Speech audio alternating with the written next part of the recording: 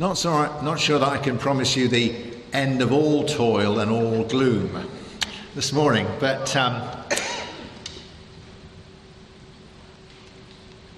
this story of Gideon, with all the bits and pieces, very much from the Old Testament, great solid stuff, good concrete images, the man of God, the angel, the sacrifice, the Midianites, is all there. I just want to say at the very beginning that this is not a sermon to just learn something new about the Old Testament. You will know the story of Gideon anyway. The gospel of God is that in dark places and in black holes, the light shines. That is the gospel. That is the good news of God.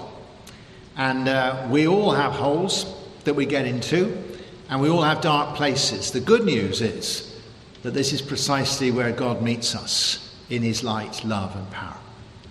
That is worth looking at this for. Now, the thing about being in a hole, I don't know how many of you are in a hole at the moment. There are big holes and small holes. I was walking on the Mendips last week in the pouring rain, and on the limestone plateau there are some very big holes. It's from millennia of dilution by the rain. You get potholes, but you also get sinkholes. You get these huge sort of cone holes, which are calderas, which are collapsed areas, and you can see them. And you think, I hope I never fall into one of those. And we do have crises in life, and we do have big things, and you go through them from time to time, but not all the time, and sometimes you can see them coming. However, as it was very wet and muddy, I had trouble with small holes rather than big holes. So you're walking along and you suddenly find that you're up well over your ankles in mud, in a hole that you didn't see was there. And there's a lot more of those, and they're less crucial, but they're just a pain. And I suspect in life that we have small holes. And you think, I wish I wasn't here, or a dark place, or wherever it is. Now, the Bible here with Gideon tells us that he's literally in a hole. In fact, he's down inside a wine press, which was out the way, keeping his head down. But it gives us a real analysis of what it means to be in a hole. For instance, there are real external factors that are getting at him, namely the Midianites, who are a sort of a tribe of sort of wandering brigands, who would come in off the desert and trash the place, to be honest, and were a real external threat. Both to the crops, the economy, and if you got out of line and put your head over the parapet, people were, you get yourself killed. Many things in our own lives bring us to a dark place, or you feel I'm in a hole on this, because they're external factors. It could be economic things, it could be the way the government deals with your tax or your pensions or whatever it is. It could be regulations, local and national or from Brussels, of all those sort of things that you think it's just somehow my finances have changed, my situation's changed. What am I going to do? Or it could be a landlord, or it could be difficult neighbours, or it could be a difficult part of your family, or it could be the people you work with, or whatever, giving you a hard time. And you think, they're getting at me. But it's also the way we see illness now. Cancer. It's a sort of battle with cancer, or a virus that's getting at you, sort of thing. And you think, so much conspiring against me at some point. It might be a big thing, it might be a small thing. But when I thought through this, I thought it's amazing how many conversations I have with yourselves and people like yourselves, which, without being gloomy, revolve around the problems that are getting at you. I'm feeling I've got some aches and pains here, and I've got this letter from the water board here, and my great aunt is written to me here. And you feel, goodness me. It's the stuff of life. I feel that sometimes, and I'm not a depressive sort of person. So there was the external factors, but Gideon also has what we would call now a bad self-image. He says, I'm the least of my family, and my family is the least of my this tribe, and the tribe is the least of the this and this. And he says, I'm the bottom of the pile. And he probably was as well. And I'm only one man. Here is a real victim mentality. What can I do? I'm in a hole not of my own making. Actually, it was, but he's not admitting that. And he's saying, I can't do anything about it. I feel that, and I feel that sometimes. I don't always feel I'm in charge and I can do this. I will feel at times it's all a bit much, really. It's all a bit on top of me, and I can't see over the lip. And I think, oh dear. Bad. So you feel that sometimes? You feel I can't cope. There's only little me. It's not my fault. I am a victim. And perhaps some of you have been brought up in families where you were told that you were not the key bit of the family. You know, you didn't go to university, you weren't bright, you didn't marry somebody rich. You know, I was always the bottom end of the family. They always told me, Gideon had been told, you are the least of our family and we are the least of this group and we are the least of the tribe and so on. It's easy to do. You might come to church. They haven't even asked you to take the collection yet. When are you going to actually, you know, when will you ever be a steward? You think, my gosh, I'm not anybody. Let me tell you from the top, you don't want to be anybody. But it's easy to feel that we are somehow just victims and we're in a bad place. And then he says, and this is perhaps the worst thing about feeling you're in a hole, is feel that God is not interested. He says, they cried out and they said, God is not here. God is not present. God not interested. They knew the Old Testament they got. They read from the Torah. They knew about the Exodus and God bringing them out of Egypt, you know. He says, I know all about that. We've had it taught to us by our priests. We believe it. We believe that Yahweh brought us out and there were the plagues in Egypt and parting the Red Sea and bringing us out. We believe that. It's not happening now, is it? What? God's not doing anything now. We've come through Easter together. We have celebrated, haven't we, the resurrection of Jesus and all the great things that happened at Easter. But we may pray from our situation. We may pray in our own lives. And we think, well, he did great things there, but it's not happening for me now. He revealed himself to Mary and John and the apostles and this and that. It was great. Why doesn't he reveal himself to me? And I'm thinking, I'm in a bit of a hole here. We think as a church, we pray earnestly. Does the light shine? Does an angel come and sit on the gallery? Not visibly to the naked eye. I'm thinking, why doesn't he do that? And in our own lives, we will feel, I've been brought up to believe this. I do believe this. I have faith, but God does not seem to be very active. We're in a hole. We feel on our own. We feel a victim. It's all getting at us, and God does not seem to be chipping in. It's so contemporary where Gideon is. And black holes occur right through the Bible. Some of you might have been here at 9:30 last week. We were talking about that then. I mean, and they vary in their kind. There's the shepherds in the night at Christmas. Now for them, they are at the bottom of the pile. Shepherds were one of the worst parts of society, real outcasts. Nobody counted. You didn't count if you were a shepherd. And they're not there waiting for the first Christmas. They don't know it is the first Christmas. They're just doing a very difficult, arduous job with smelly sheep, which is really boring, can be dangerous, and is very cold, and only just scrapes a living from it. That's not a good place to be. It's not a career thing. It's not self-fulfilling or all that. It's just the way life is, just the grind. Let's get on and wait for the morning. Well, there's the dark place at Easter, on the first Easter morning when there's an empty tomb, and the dark place and being in a hole from bereavement that so many of you have known. And they've lost Jesus and he's dead. They've even lost the body and God has abandoned them and Jesus wasn't the Messiah. That's a very black hole to be in. And you can see that with them going back to Emmaus. We had hoped, the dark place of despair and the loss of hope. And it was evening and it was dark. And Peter and his mates fishing all night and catching nothing and believing that Jesus was dead. That's a dark place to be. And we looked last week at Peter in jail, waiting to be executed the next morning. In this case, in a dark place and in a hole, because he had witnessed to Jesus and it had all gone badly wrong and he was about to be executed. In all those different varieties of reasons, there's plenty of black holes, plenty of people having a hard time. And what does Gideon do? Well, I think he does what we do. He's a good, solid man. He copes. He doesn't go to pieces, he copes. He keeps his head down. I keep my head down when things are not good, Stay off the radar, they say these days, don't they, He keeps his head down. He gives up any idea of dealing with the Midianites. We're not going to change the world, so let's just see what we can do this week, sort of thing.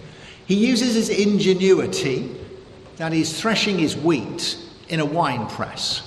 That's ingenious, but it's not very productive. He produces a great deal of effort and not a great deal of food. We are often putting a lot of effort in and not getting a lot of results out. Just getting by. And he puts his gods on the shelf out there. And so often I think we get by and we manage and we are copers. If you're like me, I was brought up to be a coper. We cope. But it's not exactly life and life in all its fullness. It's still coping in a hole. It's into this situation that the angel comes and sits down imperiously under the tree, as some of these angels do. And God speaks in this point, and there is light in the darkness. The crucial thing here is that this is a supernatural occurrence of the coming of God in power and light into this dark place. This is not, as some would have you think, Gideon suddenly finds he's got it in him somehow and wants to be a hero. He hasn't got it in him. This is God who comes. This is not somebody looking over the edge of your hole giving you friendly advice and saying, oh, you've got it in you really. Or come on, cheer up. It's not as bad as you thought. The angel doesn't say any of that. The angel just appears with all this light and power. And make no mistake, you can see the transition from talking to the angel to talking to God, that this is purely a way of speaking about the presence of God. This is a theophany. And we need, and I need, as an organizer in the church, I need to continue to remind myself that the crucial thing of being in a hole or being in a dark place is that God comes and he meets you there, not just when things pick up.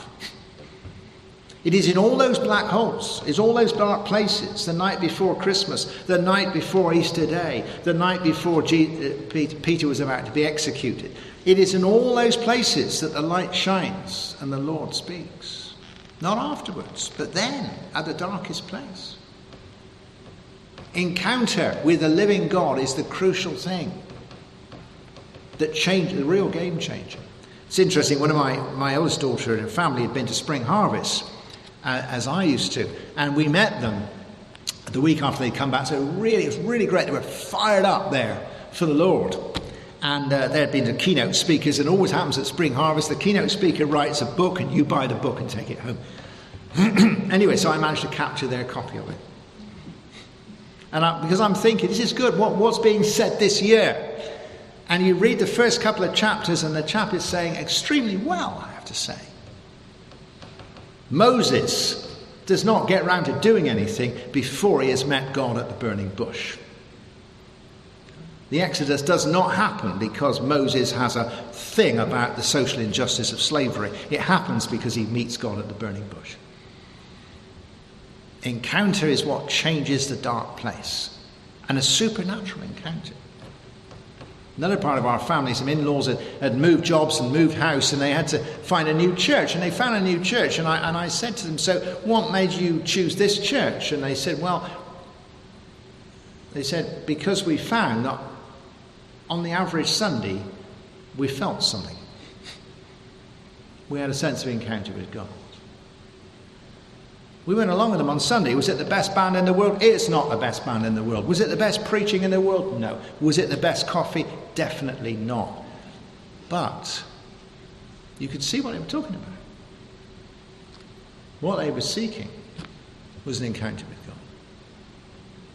And they weren't in a hole, but that is the key of all of our spiritual life. The angel just meets him. I think we need to be prepared for that. We need to be open to being encountered by the Lord Jesus. We don't need to have our heads down so much that we don't see the angel. It's good to be open to God. It's good to be waiting on God, as we could say, in our prayers. That I'm not, as I tend to, I've got a terrible tendency to whinge all through my prayers. to have my head up a bit so I can see when the light comes, to be open as a church to this. It's also important, I think, from looking at the story of Gideon, that I need to be a bit discomforted and disturbed when the Lord does encounter me in a dark place. You get used to a hole. Oh, I'm in a hole. And then you're not sure that you want the light. I'm used to being in this hole. You know? And then God comes and says, I am here, and speaks to us. And he's got to adjust to this. My gosh, he says, I've seen this angel, I'm going to die, you know. The shepherds are sore afraid and say, oh, good, an angel, you know. Peter coming in from the darkness with the boat on that morning, having done the fishing. He shouldn't have denied Jesus. He shouldn't have been out fishing. He almost says, Lord, I'm sorry, I thought you were dead. It takes a lot of adjustment. The church praying for Peter to be released from the prison is so full of faith that when he is released, they don't believe it. They have to adjust. There's a lot of stirring of the light in the darkness. We need to be prepared to be stirred. And I think this is really important from this little passage, we need to start to think that we can simply celebrate having been encountered by the Lord. I was thinking about this, and there have been places, not frequently, but not infrequently, where I've been in someone's home and they very recently bereaved, and we're talking about it. It's a very sad time. And perhaps friends, close friends or family manage to arrive when I'm there. And almost inevitably what happens is a great deal of hugging. And that is so good. But there is much to be done, many arrangements to be made. There is, if you like, the rest of life to be lived out of that loss and bereavement. But before that, there is a degree of embracing. When God meets us in a dark place or in a hole, you see that with Gideon, there's all this preparation of this meal. Like the Midianites, I mean, he goes off and kills something, and an enormous amount of, however long it took him to cook this stuff, I don't know. But there's this big meal that becomes a sacrifice. It happened with Abraham as well. This sense of celebrating the togetherness before we deal with the problem. It's like eating in the hole. The Lord has come, and that's what changes everything. The Lord has come. So that when they go to Emmaus, he breaks the bread. Bang. When they come out from the fishing boat onto the shore, before the interview without coffee, there is breakfast. In communion this morning, there is a celebration of being with the Lord. And if you're in a hole this morning, even a small hole, he celebrates it with you in the hole. Not a Midianite had moved at this point. He's still sitting there with the angel. It is this celebration, this coming together, this light in the darkness from which the whole bit, that doesn't work well, does it? Whole. The entire whole begins to unravel. Remember what I said?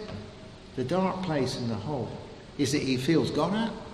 He feels he's a victim, and he feels God is not there. Well, starting at that end, you can see it unravel, that God is there. You know? God is in this place, and I did not know it. Not only is God there, but God is clearly on the case. And God is going to move. That's why. Maybe not as you thought, may not be when you thought, but God is on the case and God is on the move. It is extraordinary the way that if the Lord reveals himself to you within the situation you have a problem with, it might not all be ironed out, but it is all changed. And God is clearly going to act for the Israelites and with Gideon. He says, you're going to just do this because I'm going to tell you you're going to do it. He said, I can't do it. He says, I'm going to help you. He says, when he gets to the great battle of Gideon, he says, cut down the number of people to 300 just to make sure you knew it was me, says God. This is a great action of God. God is on the case. And in all these places, God is being born at Christmas. God is triumphing over death at Easter. The angel leads Peter out of jail. He does the big action. But it's out of the meeting. We're in the hole, so let's come out. I'm on the move. What a great feel. I'd love you all to feel this morning where you are in a bit of a hole. God is on the case. You don't want to walk out of here this morning and it's all fixed. But what a great thing it is to know that God is on the case. And the hole and the dark place begins to unravel, because not only does God on the case, but now I am not a victim. Now he says to Gideon, I want you to... And Gideon makes a start, you see. He does what he can. He burns the gods. It's not a big do, but it turns out to be a big do, but it's a start. He can do what he can do. He doesn't go and fight all the Midianites. He just burns his household gods that night. Well, it's a good start. It's a bit of a marker, isn't it? The angels the shepherds just do what they can. They go and see the baby. The disciples at Easter do what they can. They don't save the world. They go and follow Jesus into Galilee, and then they save the world. Peter, he says, in jail, he says, just put on your cloak and put on your sandals and put on your clothes and follow me and go where you could never have gone before. I'm doing the big action, but now you can do your bit. There are things for you to do. And we are called to participate. He says, you don't have to be in this hole. I'm doing great things, but I want you to join in. And it unravels. And then all those things that were so dark and oppressed us and was holding us down, no, they don't go away. The Midianites still need to be fought, but they're not half as bad as we thought. Isn't that a lovely bit at the very end? When he's burned the idol of Baal and Asherah, and they're ballistic, and they're going to have him up for this. And his father says to him, it's almost like a sort of it's a disclosure moment, isn't it, really? It's like an emperor's clothes moment. He says, if these gods are gods, and if they're so angry, why is nothing happening at this point? Baal can look after himself. That's a lovely line. Darkness is really quite fragile. You can tell that when you put a very small light in a huge space. The darkness flees. It's oversold darkness. The devil oversells himself. Doesn't all go away. Battles need to be fought. Things need to be done. There are struggles. But it oversells itself. And so this morning, as we come to this little communion, this is a great place for the Lord to reveal himself as he did in the meal, as he did in the meal with Gideon or with Peter or wherever it is, at Emmaus. And say, if you're in a hole, I'm in the hole with you. And I show you my love and my acceptance just where you are. You don't need to just keep on keeping your head down. But I am here and I transform the situation. And I'm on the case. That's the gospel. And I will call you to join in and participate. I have things for you to do, but it'll be your size things. I do the big stuff. And when you face things in my strength, they are not quite as they appeared before.